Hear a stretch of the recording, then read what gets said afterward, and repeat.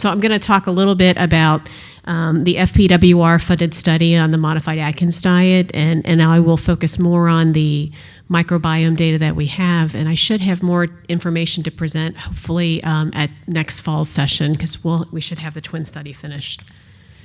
So I don't have any disclosures, and this particular study has been graciously funded by FPWR Canada, and I don't really need to spend a lot of time on this, that, Prader-Willi syndrome, has a neonatal presentation that everyone's familiar with, and then there is weight gain that's accompanied by some problems with satiation, problems with the hypothalamus and pituitary, in addition to behavior issues, which include obsessive-compulsive behaviors and anxiety.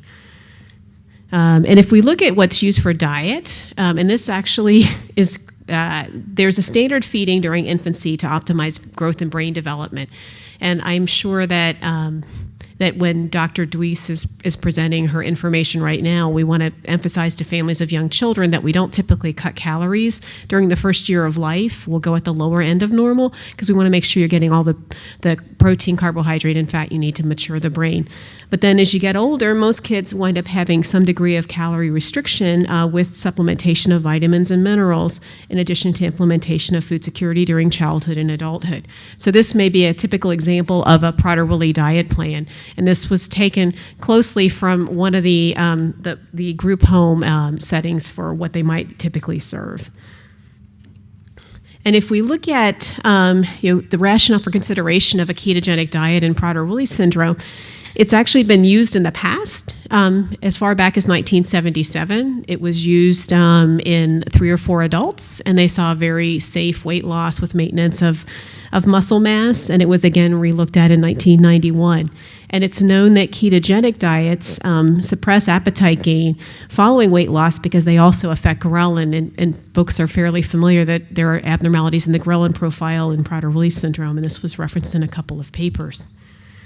And if we actually look at the complex mechanisms for how the ketogenic diet can work, the food that you're consuming that are in a ketogenic type of diet, they change fat metabolism to some degree and increase beneficial fat profiles. They also can improve how sensitive the body is to insulin. They change the gut and the bacteria in the gut because there's different food that's coming in. They're getting a different buffet.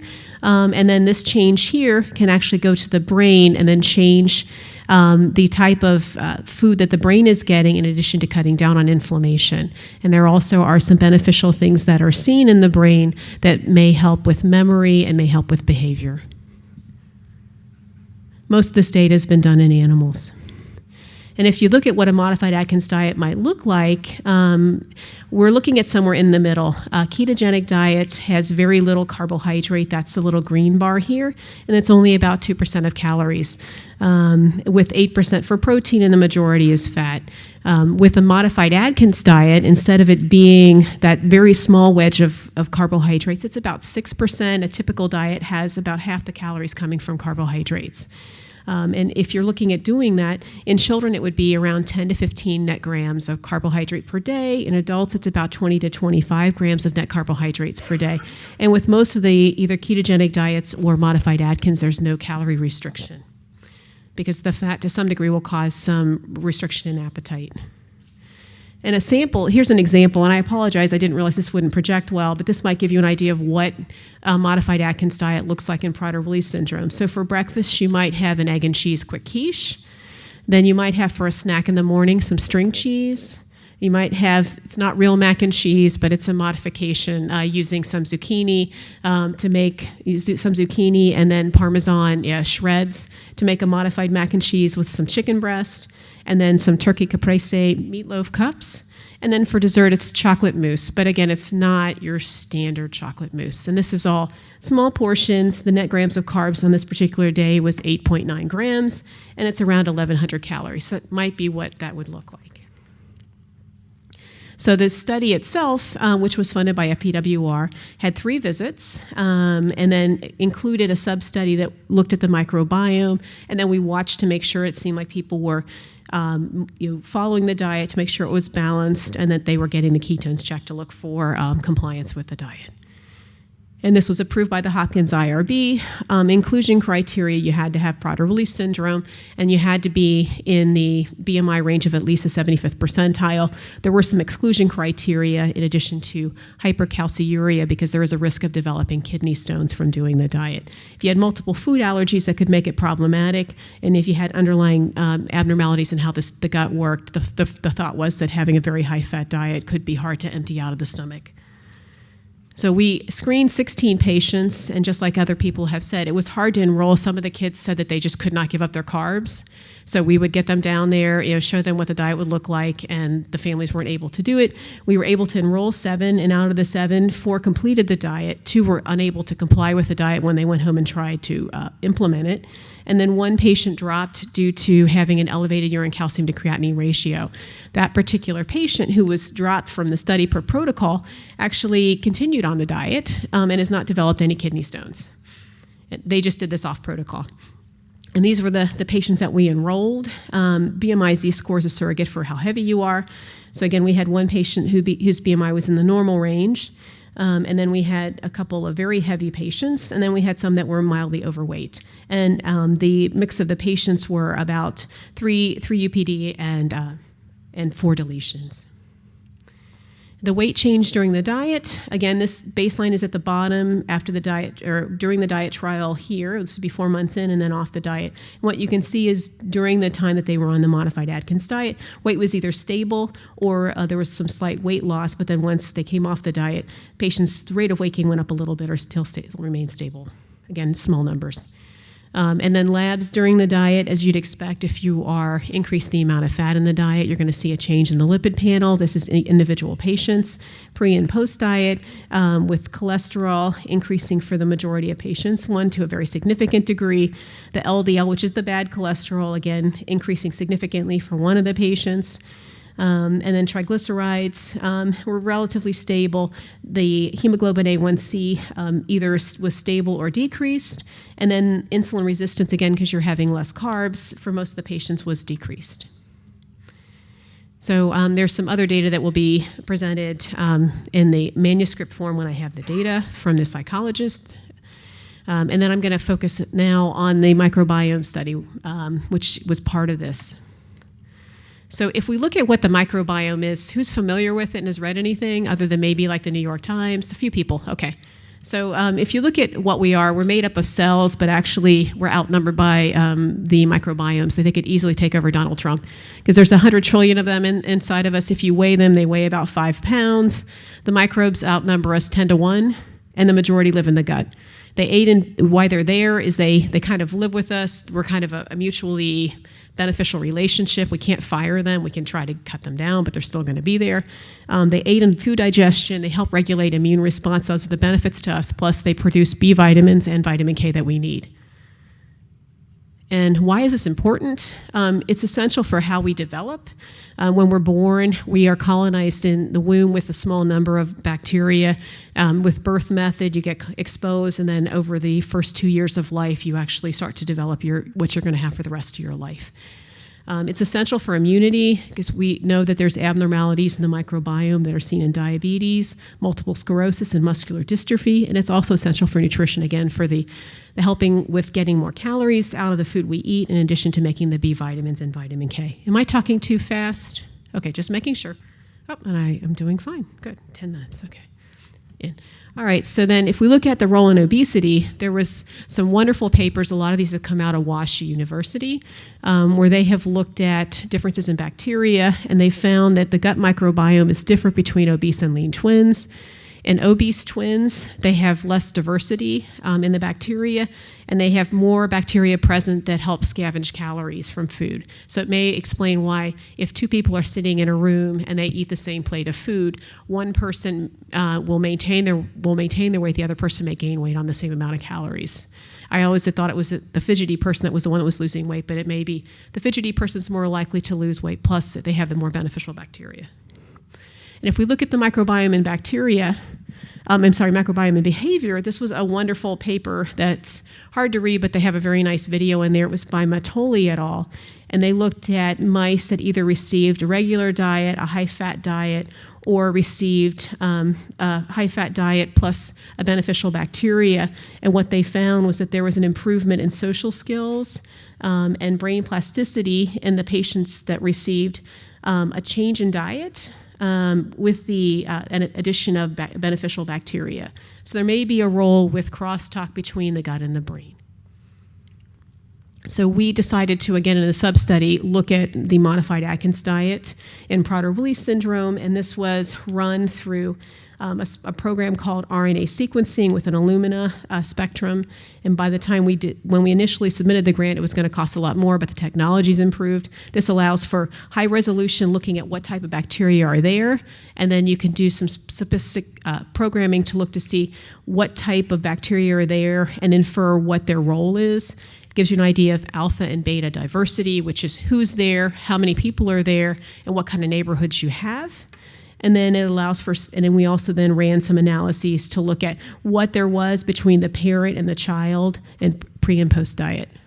So even with the small numbers that we had, we did find some interesting data. So we, again, had stool specimens that were from parent and child for a total of 5 patients, and then for 4 out of the 5 patients, we had both pre and post diet. And this is a beautiful picture here. Can everybody see colors here? So at the top here, we have an individual patient. This is the parent for patient 1, and then this is pre and post diet.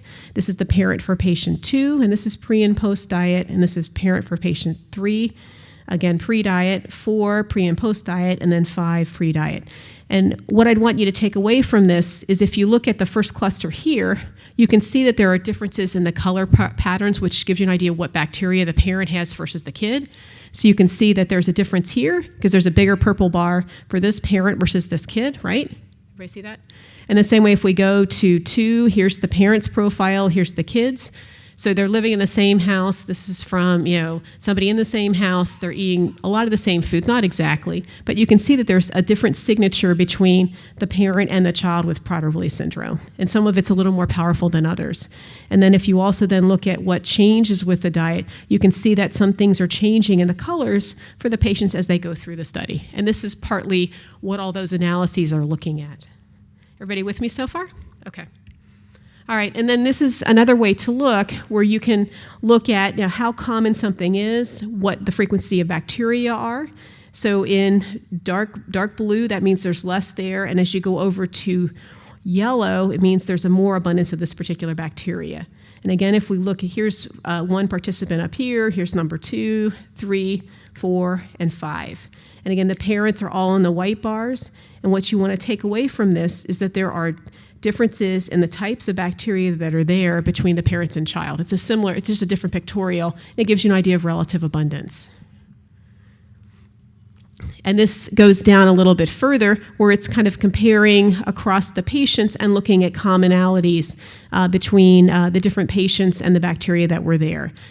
So to take, for a good example, with participant number 4, this was the parent for number 4, and then this is pre and post diet. And you can see that some things are changing, especially down in this area with before and after the diet, because you can see differences in color.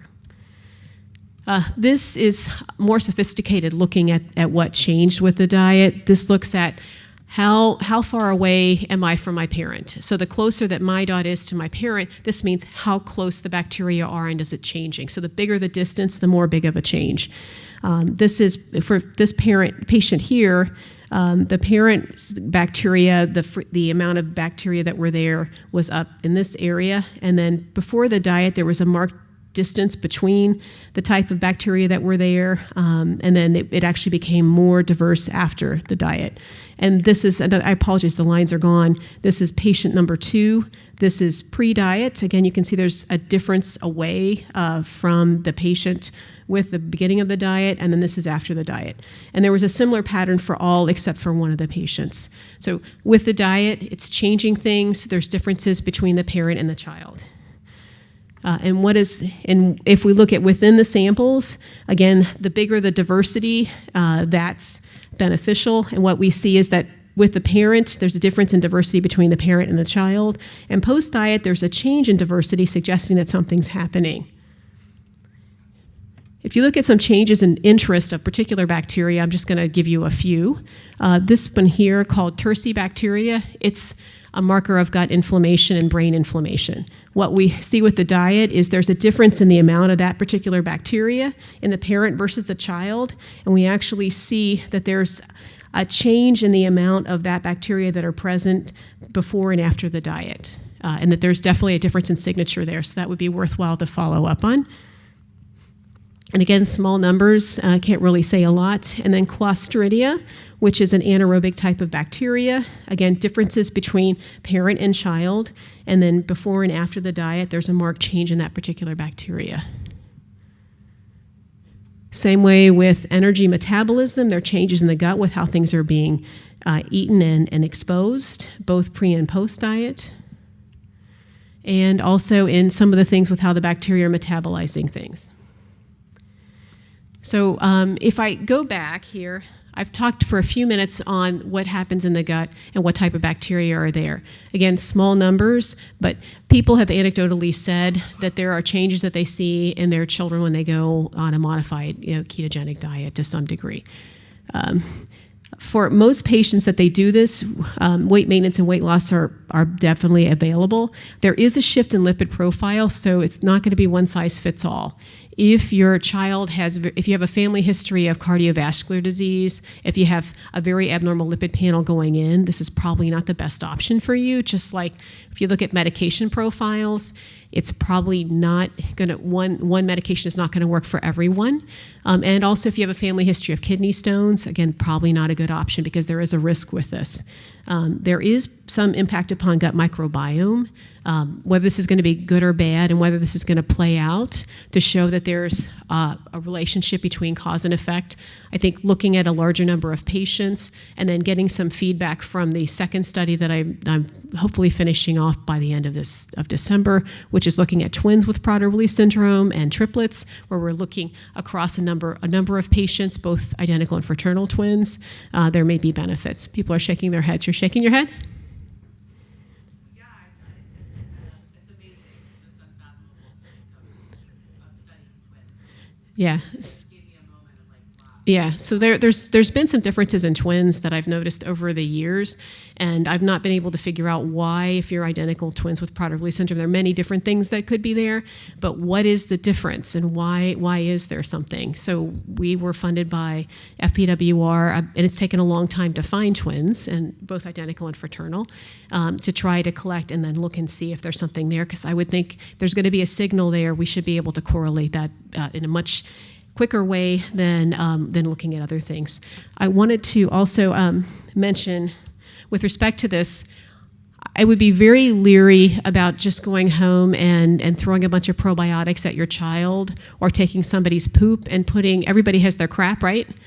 So what I wanted to make sure I put a caution out there about was please, don't go home and then decide you're going to brew somebody's poop, somebody that you like. It's like, okay, like people now can go to a donor bank and pick who they want to be the father of their child. What I don't want people to go home from here today is think that, okay, we can see here that there was weight maintenance with using this modified Atkins diet. I don't think my child can do that, but maybe I can find somebody who has done the modified Atkins diet, who's done well, and I can get their poop and just shoot that into my child or my adult, okay? I don't want people to do that because there are some concerns with stool transplant that we do in GI on a regular basis. And I don't know if anybody has seen this before. There is a big warning from the Food and Drug Administration that whenever you meet with somebody, right? You meet with somebody, everybody has their baggage. So you're then taking somebody's crap and their baggage and putting it into yourself. And we do this not infrequently in GI for patients that have Clostridium difficile diarrhea, which doing a stool transplant's been very beneficial, but there have been some side effects with doing it. And there have been, at least with just doing that with a screened population, some risk of bad infections or picking up drug-resistant bacteria, including a couple patients that develop bad infections after transplant. And then there's also concern for passage of cancer risk. So with the microbiome, I think there's some promising early data.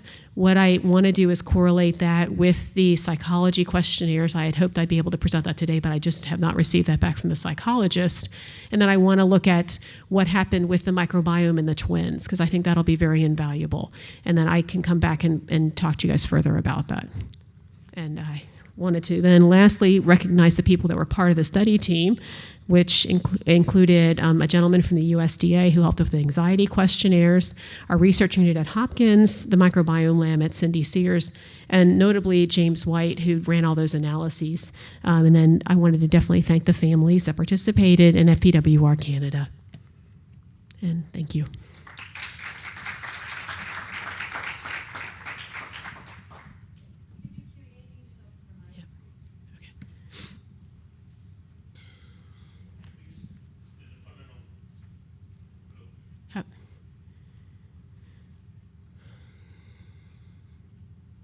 You can just yell.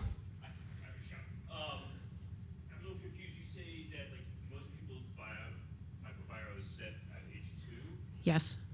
And yet, are you changing that? Yes, you can. If you think about it, depending on what buffet is available, some of the people that are at the buffet are going to change. So there are some things you can modify, but the issue with that is most of the time the modification is short term. So if we look at somebody who's like, for example, with if you do a stool transplant for C. diff, in some people those bacteria will stay for a long time, but for other people, it will only last for a short period of time. And that's because of what happens prior to the age of 2? You mean for the bacteria in the gut? No, well, you're saying some guts act differently than other guts, correct? Right. So some bacteria will stay in one person but not stay in the other. Right. And is that a biological difference of people, or is that based upon their baseline? It's probably it could be a combination of both, because there are some things that we know about people that are different from person to person. Motility can be different from person to person that could allow for one particular bacteria to stay longer than another one. And then if you look at families, again, you can see there were differences across. There were a few things that were similar, but not across the board. And so also with the diet, are the microbiomes that the changes, are those microbiomes dying and then being replaced because what the person's putting in their mouth? Or are they just those microbiomes just, I guess, reducing in population? I guess would be the same thing as we dying. can't, so can I tell you that they're totally being obliterated? The answer is probably no.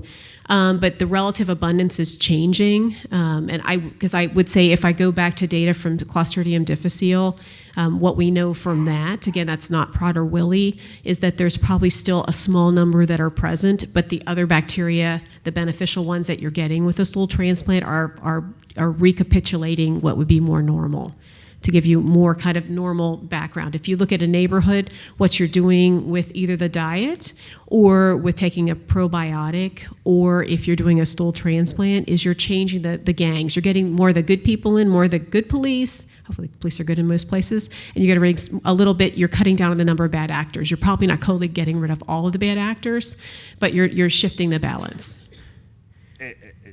And how quickly does that happen? So if I give my daughter plenty of vegetables on Monday, but then I give her normal diet or a bad diet Tuesday, Wednesday, Thursday. So Friday, are those vegetable microbiomes still in her system, or are you talking? Usually, if you look at what again, this is all hand waving because we don't have hard data, but it probably generally, you're not going to see something that quick, like only like 1 or 2 days. Usually it's going to take probably at least 5 to 7 days of doing the same thing consistently to really see a shift. But then if you want to keep that shift going, you're going to have to keep, whatever the intervention was, you need to keep that going because you want to continue to keep that population there. Yes? I'm curious to know about the impact of antibiotic treatment on the microbiome, both in terms of its immediate impact but also re-establishment after. So that's a very good question. If you look at the diversity of bacteria, being exposed to antibiotics very early in life, it definitely sets you up to have more bad actors, and to have less diversity of populations. The same way with being born by a C-section. You're not getting exposed to some of the normal things that you should be. Yeah, and then depending on what antibiotics you take, if you have, for example, somebody who had a stool transplant who suddenly, like 2 weeks later, goes on antibiotics, whatever good you had, it's gone. Yeah. I'm curious, what questions should parents be asking to know whether or not to consider a modified Atkins diet? And if they were considering that, what professionals should they bring into the fold to make sure that they're doing it properly? So if you're going to consider it, I mean, again, there's different levels of what people do. If you look at most people are cutting carbs to some degree anyway. And you're making good choices about what carbohydrates you're giving your child, because you're going to give your child fruits and vegetables. You're probably not going to give as much of carbohydrates, you're not going to give as much French fries, not as many breads. You're going to do more whole grains. So you're picking actually the healthier types of carbs anyway. Do you need to go all the way to... I can't get it to go back. Go all the way to a modified Atkins? I don't think so.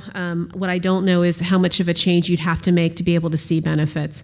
I honestly think that you could probably go somewhere between a modified Atkins, which is like 6% carbs. I honestly think you probably would see still benefit if you were getting 10% of your diet from carbohydrates. That's still going to be less than what the typical thing is, but if you're choosing wisely, you probably could find somewhere in the middle. And the people that you definitely would want to bring in before you did that would be, one, you want to bring in a dietitian who's very experienced in pediatrics and has some background in Prader-Willi syndrome, so they can give you a good idea of what type of protein you want to have. Are you getting enough vitamins and minerals? And then to give you some suggestion of do you need to do additional things to support growth?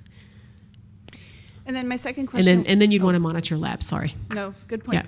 Yeah. My second question was, you made a remark that we should not go out and just add probiotics, but when would be the right time to consider that? And if you did, are there certain brands or certain types of probiotics with certain bacteria that we would want to include in the diet? Sure. So I'd say as an infant, the best thing you can do is probably try to breastfeed if possible. I think that's probably the best thing, because you're going to then engineer with healthy bacteria.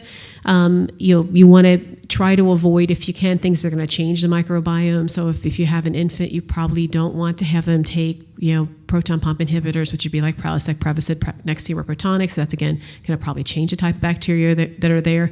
You want to be judicious with use of antibiotics. And then for probiotics, probably the ones that have some clinical data, again, not in Prader-Willi syndrome, but across the board, would be Culturelle. At least if you're giving that you know what you're getting out of it. You're also going to see that with Florastor, and you're going to see it with NSYNC and Align. But getting it from food and giving healthy food is probably healthy food, kind of natural things with not as many preservatives are probably going to be very beneficial. And then minimizing artificial sweeteners, because there definitely is some data that artificial sweeteners cause some not beneficial things in the gut and the bacteria. Thank you. Yeah, hopefully that was helpful. Hi, I'm just curious. Our daughter's 7, and we've done no grains, no sugar, low carb diet, and she doesn't have any hyperphagia yet, thankfully. I just don't know if you'd seen in other people, like if you followed that diet from the beginning, does that affect when hyperphagia may set in, or has that been seen at all? I don't think we know. I think that would be partly something to get into the natural history study for what type of diet you're following and what symptoms you're having. Because again, it's hard to say with limited experience, whether that's going to pan out or not. So, I can't say for sure. Okay, yeah. Thank you. But I can definitely say that patients that have marked hyperphagia, that for other reasons have gone to some degree of carb restriction, that there's been some beneficial changes. Yeah. In looking at your slide about the risk associated with shifts in lipid panels associated with adopting this diet, are the drugs that are out there to manage that available, and would they be effective? And I don't even know if young people take statins, but so statins can have some problems with patients that have mitochondrial disorders. So again, if you're picking things, again, one size is not going to fit all. Right? Yeah, it's a risk-benefit ratio. Yeah. Okay. And there's already in the background the risk for thromboembolic events or clots in Prader-Willi syndrome. So I think it would be kind of an individual discussion. Yeah. Thank you. Sure. Any other questions? Okay. All right. Thank you. I appreciate it.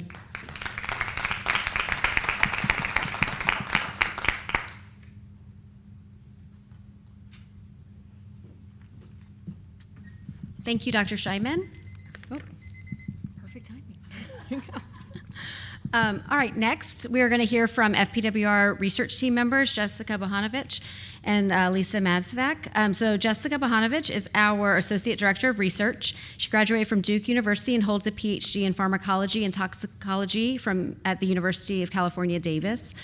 Incorporating her research background and knowledge of pharmacology and drug development and teaching experience, Jessica works with Teresa Strong in managing FPWR's grant portfolio, communicating research results and breakthroughs to our community, aiding in special projects such as the Clinical Trials Initiative and Molecular Resource Center, and is heading the development of the Global PWS Registry.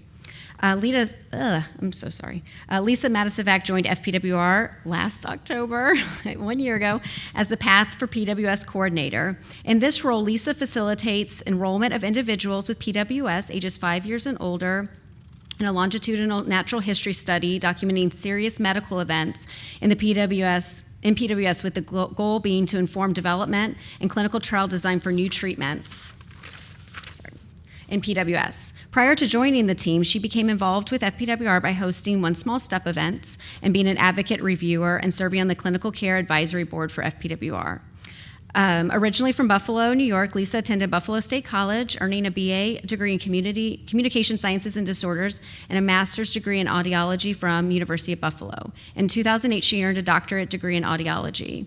A pediatric audiologist by training, Lisa worked for over 20 years as the director of audiology at a large pediatric ENT practice. She and her husband, Michael, have 3 children. The youngest has PWS.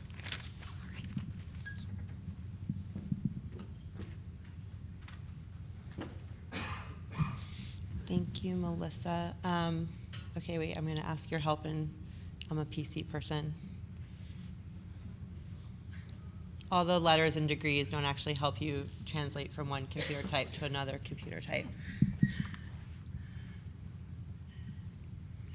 Just want to make sure. I think you already opened it, right? Mm-hmm. Perfect. And is this working or not?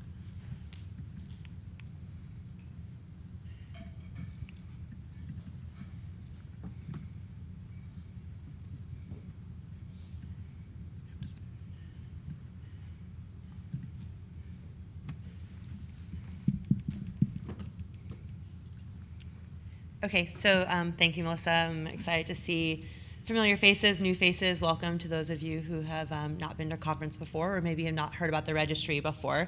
I'm going to speak with you. As Melissa said, my name is Jessica. I have a nephew with PWS. I've been with FPWR for 5-6 years. I don't know. It's long enough that I don't count anymore. What I want to do is talk with you all about the Global PWS Registry, and then that is going to connect specifically into a special project that's being run through the registry, which Lisa is going to provide some more details on. How many people in the room have heard about the registry before? Okay, and how many people have never heard about it at all? No. Okay, 1. Okay, perfect. So that helps me tailor my talk a little bit. So for the one person who's never heard about it before, if you have any questions, just come speak with me after or with Lisa. We have a table at the exhibit hall. And for everybody else, thank you for those of you that are participating. So hopefully this is going to be a good overview for you. The goal today, this is just the homepage. For those of you that have been there before, this will look very familiar. My goal for today is really to just kind of do a really brief review of what the goals of the registry are. We've been telling everybody what the goals of the registry are, and so what I want to do today is kind of report upon how the registry is now robust enough that we're actually starting to accomplish and meet some of those goals, and give you some updates and feedback on the types of collaborations that are coming out of the registry, the projects, the data, etc.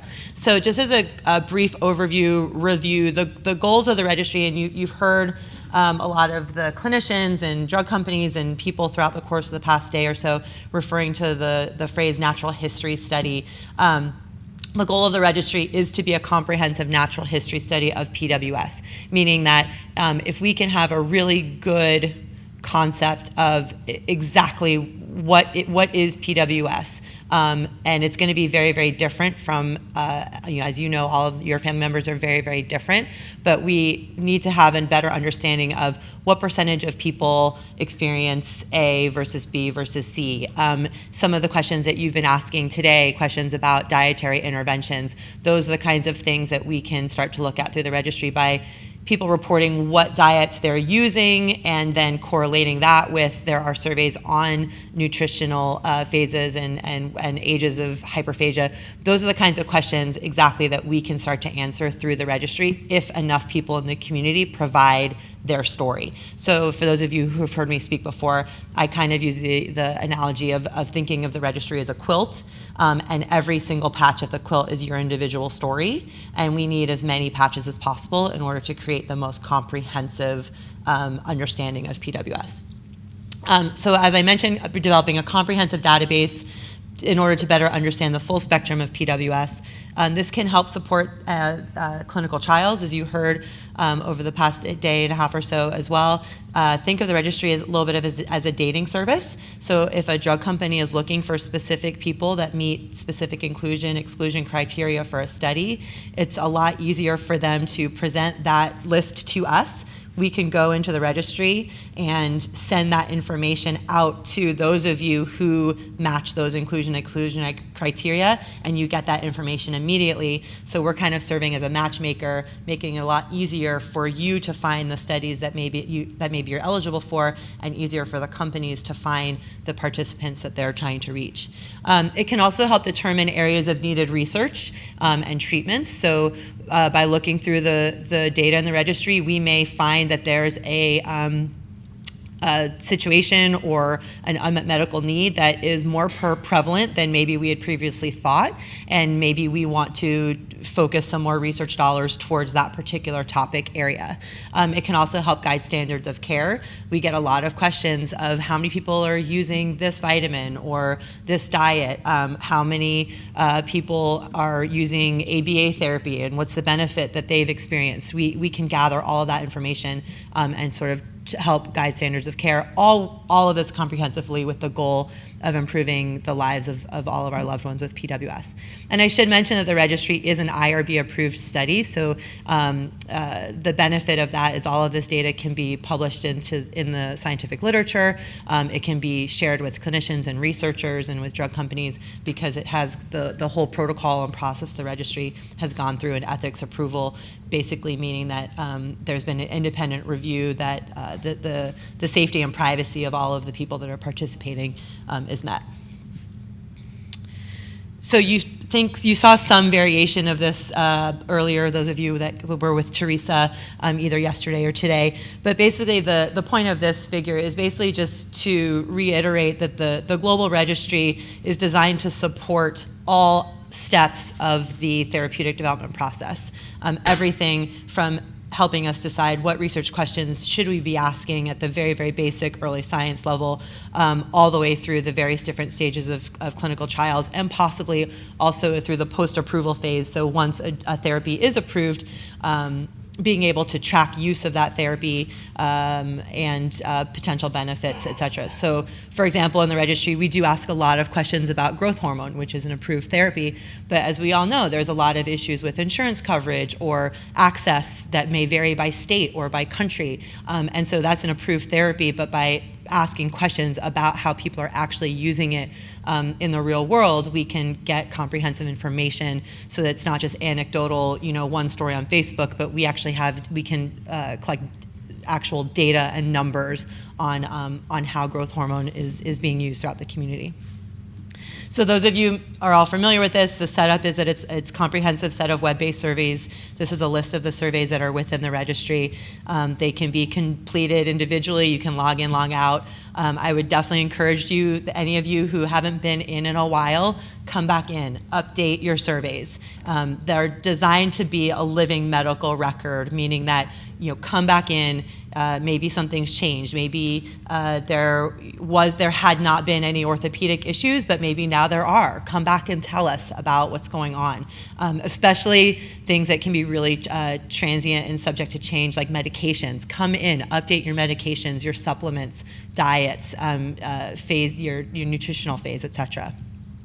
And the other cool thing, like Susan was mentioning earlier today, is that for any survey that you've completed, you can see the aggregate data. So if there's something that's new to your child or your family member, and you're like, that's new to us, I wonder how prevalent this is. Who else is experiencing this? Come back in, update that survey, and look at the data so that you can see how your story compares to the rest of the community. The questions use branching logic, as you're probably well aware. So we try to keep these as it can be time consuming, especially those of you with older children, but we did try to keep these front ended. So if you answer no to a bunch of things, you're done with the survey, and only if you answer yes will it ask follow-up questions. And then this is a reminder, like I was just mentioning, of the aggregated data so that you're able to see. This is sort of what the graphs look like when you as a user go in and look at them.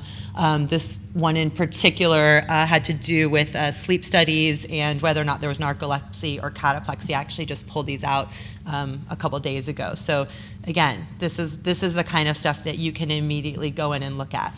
Now, you as a user, you can only go in and look at the yes or no answers to one individual question. But the really cool things that we're doing on our end is that we're able to dive deeper into the data and pull sections of different questions. So whereas maybe you can only look at the prevalence of narcolepsy, we can start looking at narcolepsy by genetic subtype or narcolepsy by age, things along those lines. And so we're reporting a lot of that data back through a couple of different mechanisms. One is all of these are images of infographics that have gone out from the registry throughout to the entire PWS community. We release these to FPWR, PWSA, IPSO, clinicians, for them to disseminate throughout the community in newsletters and Facebook posts. And we've done cool ones on anxiety and growth hormone use. If there's a topic that you're really interested in, come let me know, because I'm always looking for, the goal of this is to report back what you as participants want to know about. This is your data. So let me know what you want to know about, and then I'll add that to the list of infographics that we create. We've also done video recordings. I've presented data at this conference in the past, as well as infographics and blogs, and all of those are generally available on our website. The registry is growing. Which is exciting. The past study that Lisa's going to talk about has really aided in that process, and the size and critical mass of the data has really allowed us to reach a turning point over the past 6 months or a year or so, where we're now as a community able to start leveraging the data that's in the registry. So thank you to all of you that have contributed to this process. So I want to, like I said, give you some updates as to the collaborations and projects that are coming out of the project. So the first one is that just 2 weeks ago, I guess, a couple weeks ago, the actual first peer-reviewed publication in the scientific literature on the registry came out, which is fantastic, because what that does is, those of you that are in this room, clinicians that are familiar with PWS that are here at this conference, they know about this resource. But there are a lot of clinicians, maybe your physicians at home, that don't know that this exists. Now this is out in the public record, it's out in the scientific literature, to let clinicians around the world. It's in an open access journal, which means it's free for people to read. You can go online and read the entire paper yourself. This paper is an introductory paper. It's basically just designed to serve as a reference that the registry exists. It covers how it was developed, how the governance structure is organized, how we launched it and recruited for the initial participants. And it provides data on what the current, basically data on the demographics of the people that are in the registry right now. For those of you that are interested, like I said, this is an open access journal. You can read it. We've also printed most of the figures out of the paper, and they are posted in our booth in the exhibit hall if you want to come and look at that. It basically, right now, this particular paper is just sort of covering where you all live in the world, in the United States, what ages, genetic subtypes, race, ethnicity, things along those lines. But we do have a lot of plans to, now that we have this paper out, to start putting data out into the scientific literature. So some additional registry collaborations and projects. The registry has been already used in terms of helping to develop endpoints for clinical trials. So I'm going to talk briefly about the caregiver burden and the PADQ, the PWS Anxiety and Distress Questionnaire, both of which were done through the registry. We also have a lot of clinicians that are starting to dive into the data in order to better understand what is going on, not just in maybe the PWS patients that they see in their particular practice, but throughout the entire PWS population. And then, as I mentioned, Lisa's going to talk some more about this, specifically the Path for PWS study, which is trying specifically targeted at understanding serious medical events in PWS. So endpoint development through the registry. There's sort of two projects that have come out of the registry with regards to this. One, Natalie Kayajani had mentioned yesterday, which is understanding caregiver burden in Prader-Willi syndrome. We all know that this can be very stressful for caretakers, for parents, family members, teachers, et cetera, to do the best that they can to help a loved one with PWS. And this survey was specifically designed at putting an actual quantifiable number to the burden that parents and caretakers experience taking care of their loved one with PWS. This was done, it was taken at 0 and then retaken at 6 months. So the goal of this was to understand, A, what is the burden, and B, without any type of intervention or therapy, what's the stability of that measure from 0 to 6 months? The goal being that possibly this could, if the measure is stable, then maybe it could be the secondary measurement, secondary endpoint in a clinical trial. So that maybe in a clinical trial you're looking at impact on the person with PWS, but in theory, if a treatment is working, it should also hopefully reduce the impact and burden on the caretaker, and so that we could measure the actual improvement to quality of life of the caretaker. So the initial stability and, like I mentioned, sort of credibility of the survey was run through the registry. Similarly, Levo Therapeutics, who was one of the companies that was up here on the panel just a minute ago, one of the endpoints, if you noticed in their clinical trial, is the PADQ, which is the PWS Anxiety and Distress Questionnaire. It's a secondary endpoint, but it's designed to try to understand anxiety, specifically anxiety in PWS, which, as we know, is a little bit different than what would be considered, clinical anxiety in the general population. And so in preparing for their clinical trial, they developed this questionnaire and beta tested it through the registry. And that helped with their validation and optimization of the survey. Similarly, they, maybe some of you took it. It was on sort of 2-week intervals, and they were looking at stability over time, all with the goal of preparing to be able to use this survey in their clinical trial, which they now are using it in their clinical trial. So thank you to those of you that helped through that process through the registry. Moving on, like I mentioned, there are also now a lot of clinicians and academic researchers and companies that are recognizing the tremendous value of the data in this resource and are starting to come in, request de-identified aggregate data, and then do analysis, which is great because there's only me and I can only do so much. And so having experts, especially experts in GI issues or experts in sleep issues that really can dive into that specific subset of data and report back on what that data shows is tremendously valuable. Then the sort of next step potentially would be that maybe they would help develop follow-up surveys specific to maybe a subset of people. So maybe if they want to look closer at the subpopulation of people with PWS that have cataplexy, they may set up a follow-up survey. So hopefully in the coming years or so, what you'll start seeing are targeted sort of sub-surveys based on things that you have answered that are specific to your situation. Maybe researchers will start developing specific surveys and you'll start seeing targeted, hey, you reported back that you're experiencing cataplexy. We have this sleep expert that would really like to follow up with a more specific survey about that topic area. So an example of this, a group at University of Florida recently presented a poster on the incidence of GI issues in PWS with regards to age and BMI. So sort of a subset of all the different types of GI issues. How are they prevalent? How does the prevalence range by BMI and age? And that was a poster that they presented at University of Florida. For those of you that were here for part of the scientific conference, Soleno Therapeutics, another one of the companies that was up on the panel, they had 2 abstracts during the scientific research conference that were posters during that symposium that were looking at data from the registry. One was a summary of psychiatric medication usage in PWS.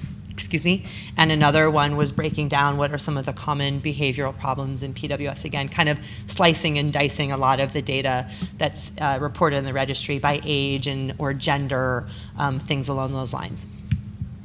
And then we have current collaborations. There are people that are currently analyzing data that we sent out over the past couple of weeks.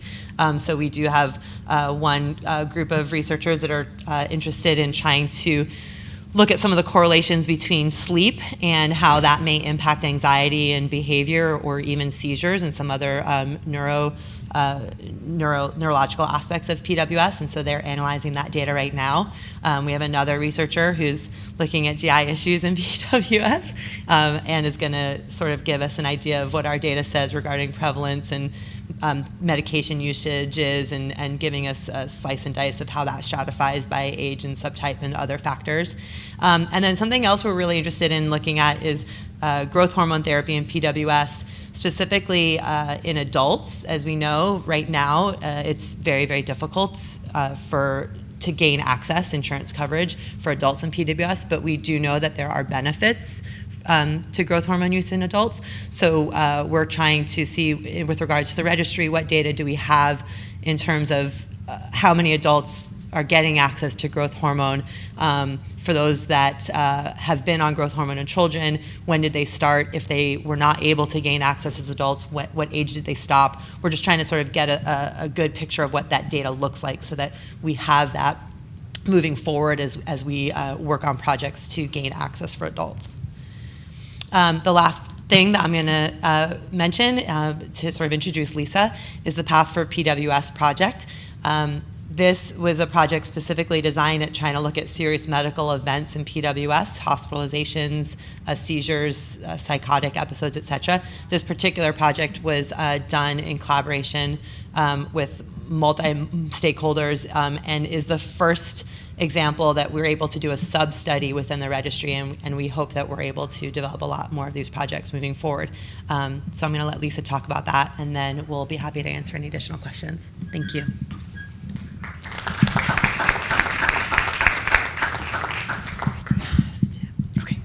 Okay. All right. Thanks for coming and listening to our talk today. Again, my name's Lisa Mattisvac, and I began on this project last October. It officially began in earnest and was launched October 10th of 2018. So it's been a great year to be able to gather some data and present on that today. So I just wanted to give you an overview of what the Path for PWS is. It is a prospective study. We were looking to enroll individuals age 5 and older. It is all by parent self-reporting. Parents are initially asked to complete a series of surveys that are contained within the Global PWS Registry. One new survey that was included as part of that was the Thrombosis Risk History Survey. We also ask parents to update surveys every 6 months, and those surveys are focusing on serious medical events as well as hyperphagia behaviors, other food behaviors, and other typical PWS behaviors that may change or evolve over that time. One other thing that parents were allowed to do or asked to consider participating in was an optional D-dimer sub-study, and we'll go into some more detail on that in a minute. So much like the global PWS registry, one of the benefits to our community is that we really gain a better understanding of the natural history of PWS. So while many of us take to social media and other places to share our experiences, this is a way for us to really truly document it so that we can analyze it more specifically later on. It helps to guide research and standards of care in PWS. It also provides to you as a parent an opportunity to compare your experiences with your child with PWS relative to others that have answered the same survey questions. So if you've ever had that wonder in your head about, is my child the only one that does this, or is this pretty common, those graphical representations that Jessica showed earlier on are great ways to see your experience relative to others. It also is going to give us a better understanding of the relationship between those D-dimer levels and blood clots, which we know can be a risk for our population. So we really did use a lot of resources to make this project the huge success that it became. So as I mentioned earlier, we began enrollment on October 10th of 2018, and we closed enrollment on July 1st, 2019. And our initial goal was to enroll 500 people, which I think we thought at the time was quite ambitious. But I'm really pleased to announce that we actually enrolled 700 individuals in the study, so that was 40% above our original projections. But it did take a community to do that, and so we had lots of collaboration with various community partners, which you can see listed here. Not only did the Foundation for Prader-Willi Research reach out to our community, but PWSA, FPWR Canada, the Prader-Willi Research Foundation of Australia, PWSA in Australia, and PWS of New Zealand as well. So we use targeted marketing opportunities with direct mailers, emails, social media. If you are on social media, you probably saw lots of that. We did webinars and blogs and teleconferences. We also worked in collaboration with some of the residential facilities to really explore that population as their experiences are also very relevant. So working with PWHO and Latham Centers to attract individuals that might want to enroll. And we created a parent testimonial video as well. So this is a list of the required surveys that parents are asked to complete upon initial enrollment. As I mentioned, the thrombosis risk history was a new survey. The only survey that's in this PATH study that's specific to this study that others in the registry may not see is the thrombotic and serious medical events survey. That is locked unless you are part of the PATH study. But as a registry member, you can actually go in and answer all of these surveys with that exception of that one and still be contributing to the information that we're trying to gather. So this is an example of sort of the flow, and I know this slide's a little bit busy, but just in general, parents are asked to go in and create the account in the global registry, and there's a consenting process to that as well. And then they complete those surveys, and for that time and contribution, they receive a $100 Amazon e-gift card. So if anybody in this room hasn't finished theirs yet, it's not too late. Parents are asked to also provide a copy of the genetic report if they have one available. We're just looking to better understand those subtypes. And if you are a parent of an older child and don't have the actual genetic paperwork, we are also accepting of any kind of documentation that shows there is a PWS diagnosis. And then every 5 months, parents are asked to update those surveys. So there are 5 that they're asked to update, again, focusing on the serious medical events, the hyperphagia and food behaviors, as well as other typical PWS behaviors. And one additional survey that is in a different section, which we'll talk about later, called research trials, because we want to understand how those experiences relate to anybody that may be enrolled in one of the various clinical trials that are happening right now. And so once those are completed, they get a $50 Amazon e-gift card. If you have had a serious medical event, we do ask if you have the papers available that you can upload those documents. Everything becomes de-identified, so there's no worry or fear that your child's medical information will be floating around. Everything is stripped, but we're really just trying to understand all of the fine details of what those physicians may have done as part of the process of treating your child, what recommendations may have been made, what additional follow-up care might be necessary, as well as any changes in medication that may have occurred. And then as part of that optional sub-study, the D-dimer process, we've closed that piece. We did reach our enrollment goal for that. Parents that did choose to participate, they completed a survey that in essence gave us access to their name, address, and that way we could generate a requisition that was close to their home.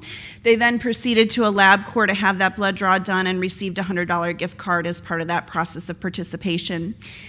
For those that had an abnormal blood test result, they were contacted by an agency that we contracted with called PWN Health that explained the findings to the parent. If the results were more than 2 times above the normal limit, then we were asking parents to repeat that blood draw just to see if results had changed. And all the information contained in those reports were shared with the parents so they could have it as part of their permanent record as well as uploaded into the global registry. So this gives you a little bit of information about the demographics. As I mentioned, we did have 700 participants enroll in total. The vast majority of those are from the United States with an 88% representation, 8% from Canada, 3% from Australia, and 1% from New Zealand. But those numbers are all really, really important to us because we really do want to expand our outreach not only for PATH, but for the global registry in general to communities beyond the United States.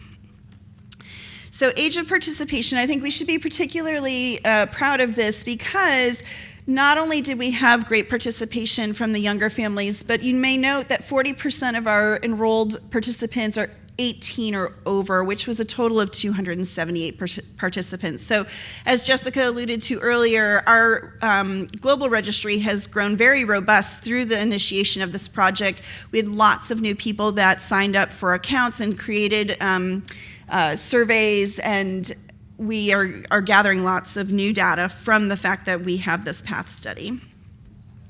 This is a breakdown of the race and ethnicity of our participants. So this is based on 606 subjects, pretty evenly split between male and female. Predominantly, we have Caucasian participants.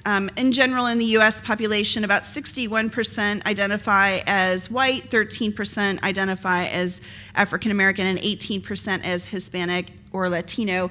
And so you can see that our representation is a little bit different than that. So we want, of course, to increase our representation across that global registry and engage more of the communities that are in our African American, Hispanic, and Latino communities, as well as other minority communities. So this is a representation of our initial survey completion. We do still have some participants that have not yet completed those initial surveys, but we have good representation of completion across all age groups. About 87% total completion thus far, with 607 out of the 700 individuals having completed the surveys, which is a great thing. Our goal, of course, is 100%. We would love for every participant to complete that, but we also realize that is an ambitious goal. So that being said, 607 completed surveys does represent about 21% over our initial projection goal of enrolling 500, so I think we're doing quite well. But again, for those of you that are still outstanding, please don't hesitate to go back in and finish. This graph is representing our genetic subtypes. So I think one of the things that is important to note from this is that we do see a slightly different percentage represented in the deletion category. And I will say, we do have some information that's either missing or unknown as the age increases, which makes sense, right? Because you've got a lot of individuals that are adults with PWS that may have gotten the diagnosis through a clinical presentation rather than a genetic diagnosis. So if we look at those that maybe had more specific information to provide, you'll see that about 51% of our participants have a PWS by deletion, and about 37% by UPD. And so, we're curious why this may be, and it may reflect an overall older maternal age in the current population. As we know, older individuals with PWS older individuals may have a higher incidence of having a child with PWS by UPD. We also are looking at BMI, and so we have some data here on those with BMI age 18 and over, and then we also broke it down further by looking at those age 30 and over. So the height and weight data are collected every 6 months in this PATH study. It's through the Hyperphagia and Food Behavior Questionnaire. Parents are asked to import data on their child's current height and weight. Approximately 18% of the adults with PWS have a normal BMI, while a significant percentage of our loved ones also have a BMI of 30 or greater, placing them in the obese category. However, again, we do have some missing information, so it is important to be sure that you're adding your current height and weight for your loved one when completing that survey so that we can obtain a more accurate picture of the BMI scores. This is a representation of our D-dimer participation. So we initially had 310 individuals that consented to participating. And again, good spread of participants across the various age categories, with 38% of our participants being age 18 or over. The total number that completed the D-dimer to date was 213. So really, one of the big things that we're looking at with the PATH study is understanding the thrombotic and serious medical events. And so that survey is particularly important, and we can gather a lot of really good specific data about our children with PWS and what's happening. And we're looking at this in increments of 6 months. So respondents are asked to document any medically significant event. So that might be something that results in a hospital stay, a surgical intervention, an ER visit. It can be a psychosis, self-injury, extreme binge eating. If you're not sure if your child has had what would quantify as a serious medical event, just message me. I'll be happy to discuss that with you. Of course, a typical cold or something is not something we'd want to document, but if your child, broke their foot or was hospitalized for pneumonia, those things would be relevant. And again, parents are asked to upload a copy of the medical record, if it's made available to them, into the serious medical events survey so that we may analyze that further. So what we're finding is that approximately 17% of participants are experiencing a serious medical event every 6 months. And some of them are things that you might have expected to see, like a GI issue, but we're seeing a number of individuals documenting broken bones. We've seen some with blood clots, hospitalizations for mental health issues, seizures, pneumonia. And as we get further into this, of course, we'll have more specifics on that data. But it's just interesting to see that truly medical events are happening to our kids on a fairly regular basis, so we need to understand them and be prepared for what we can expect. So no study goes without some challenges, so we just wanted to make note of some of the things that we've learned and encountered along the way. We had to put some quality checks in place to ensure account integrity. In this day and age with internet and things being shared rather freely, there were some attempts to create some accounts that were not with individuals with PWS, but again, verifying that through the clinical diagnosis or the genetic diagnosis was our way to verify those accounts. There was some parents that were concerned about the amount of time that it takes to complete the surveys. The nice thing about the Global Registry is you don't have to do every survey in one sitting. You can go in and answer a survey if you have 5 minutes today, but maybe you have 20 minutes tomorrow, you can go in and do a few more. So while it does take time to complete these, I think the overriding messaging here is that it's so critically important to our community to understand what's going on. And these surveys are meant to cover the full breadth of what our children encounter. It's not just about the medical piece, it's about the socioeconomic piece, and it's about the school piece and future employment. It covers so many different topics of PWS that we should be celebrating the fact that we have this robust tool. And yes, it does take time, but it's really, really important. For the PATH study, parents were asked to complete 14 of the surveys. I was pleasantly surprised that while we only required 14 of the surveys to be completed, most families, once entering in for the first time, got motivated by the process and really went in and completed all of the surveys, or if not most of them. So there are 45 total surveys in the registry, so we really do have a lot more data than we started with last year. Sometimes obtaining proof of diagnosis was a little harder for the older participants. As I mentioned, they may have had a clinical diagnosis rather than a genetic test, or they no longer have the medical record for that. But again, we just help facilitate obtaining those records for parents. And just getting parents to remember to go back in and update their surveys every 6 months. So if you've gotten several emails from me, it's because we're really, really trying to encourage parents to complete that follow-up process, because the more people that complete it, the more data we have to analyze and continue to grow our information. So it's more relevant to us as parents, but relevant to researchers that want to explore what topics need to be investigated further in PWS. And I'm just going to point out the one survey that's commonly missed is in a different tab. If you've gotten emails from me that said, hey, you need to update your surveys, and you've gone in and done it, and then I send you another email that says, hey, go in and update your research trials survey, it's in a different tab, and we can in my email I've kind of given a pictorial of where to find that, but that research trials is in a updatable tab. The others are in a retake tab, and the reason is we're asking you to look at snapshots of your child in 2-week time frames. So we're basically clearing out the data you answered 6 months ago, because we want to ask, in the last 2 weeks, has your child done XYZ? Where the research trials, we're asking you to go back in and look at the information you previously entered and update it or edit it if it's changed from the last 6 months, and then save it again. And lastly, I just want to make some acknowledgments. So we've had, again, a lot of great collaboration on this project. Teresa Strong is the principal investigator of the PATH study, but we'd also like to acknowledge the contributions of Dr. Jennifer Miller and Dr. Sean McCandless as the co-investigators of the PATH study, as well as Elizabeth Dykins and Elizabeth Roof for their development of the clinical trial measures, such as the PWS profile and the food safe zone, that are contained in the global registry as well as part of the PATH study. And additionally, we'd like to thank Zafgen for their contribution to sponsorship and data collection. They provided critical funding and support and worked in collaboration with FPWR and our community partners to develop PATH.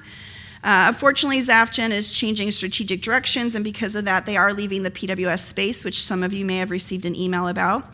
However, the good news is that the sponsorship of the study has transferred to FPWR, effective October 1st, and we remain committed to continuing to advance the important work of the PATH for PWS study.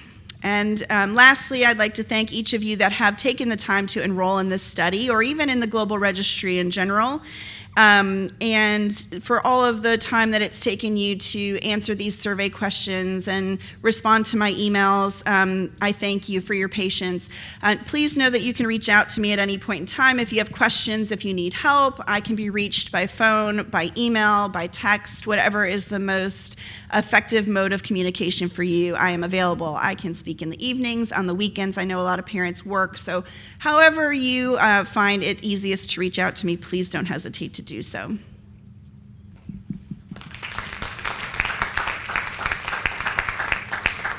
Does anybody have any questions for Jessica or myself in regards to PATH or the Global Registry?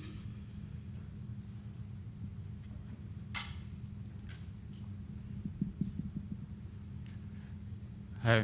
Actually, this is the question: what is the difference between global registry and PATH for PWS, and how they are related? Because when we register, we have to register for both, or it is one thing.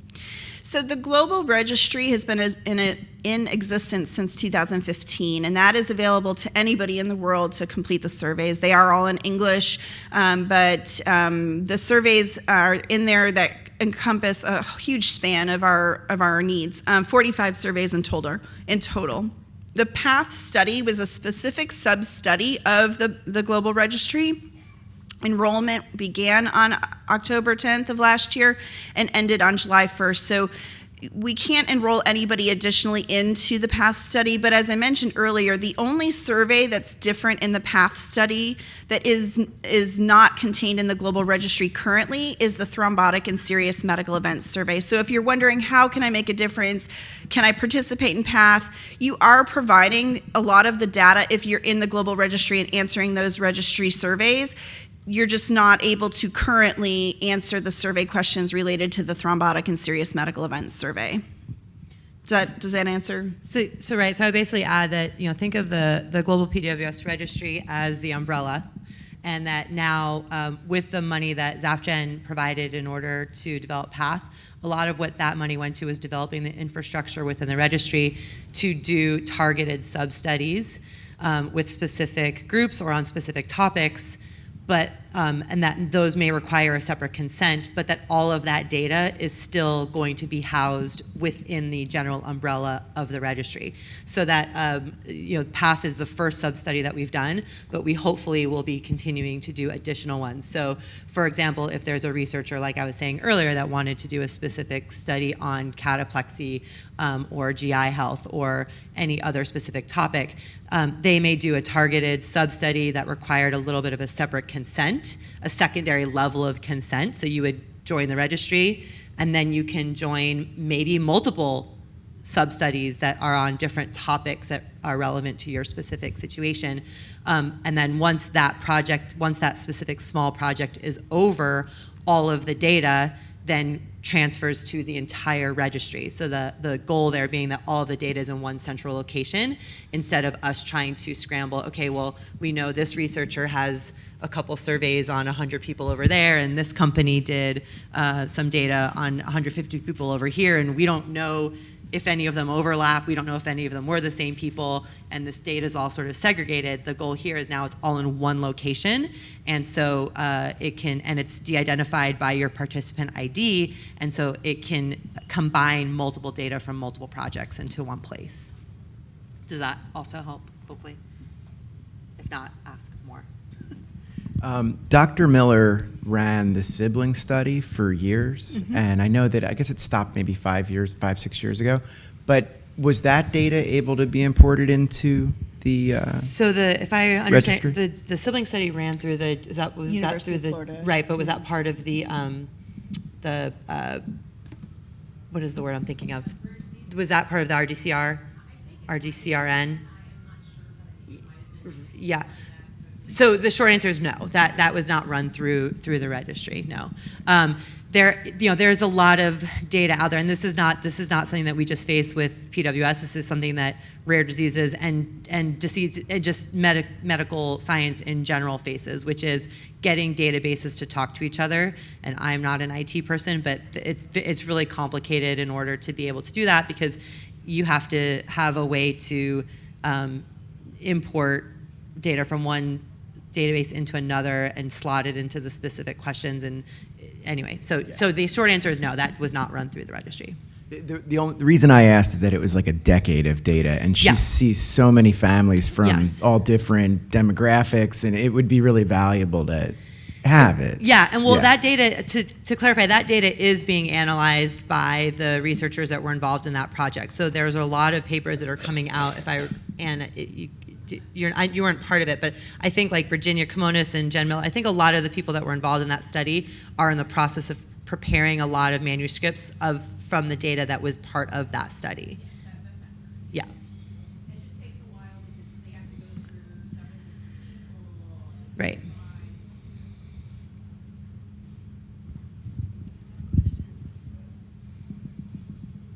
Hopefully we've energized you to go in and share your data.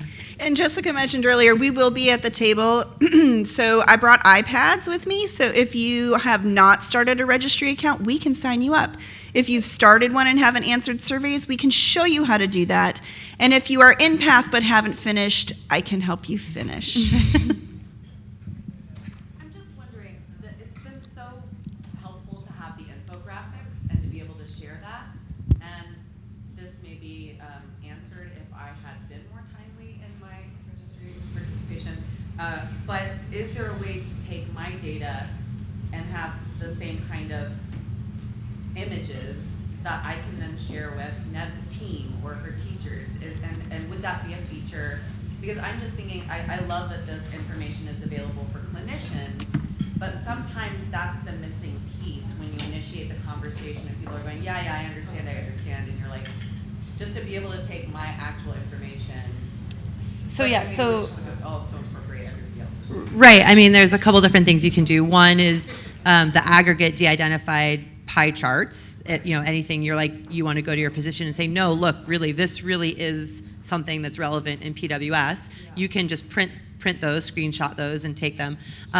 If I recall correctly, within your account, if you want to actually just show all of the answers that you individually provided to a specific survey, and we can show you, but there's, if the tab that's your completed surveys, if you click on a survey that you've completed, it will show you all of the questions and your individual answers to that survey. And so you can print that out as well. And that would be your answers versus the view, what is the tab? View results? Yeah, view graphs. View graphs, which would show you the aggregate for everybody that's answered that question.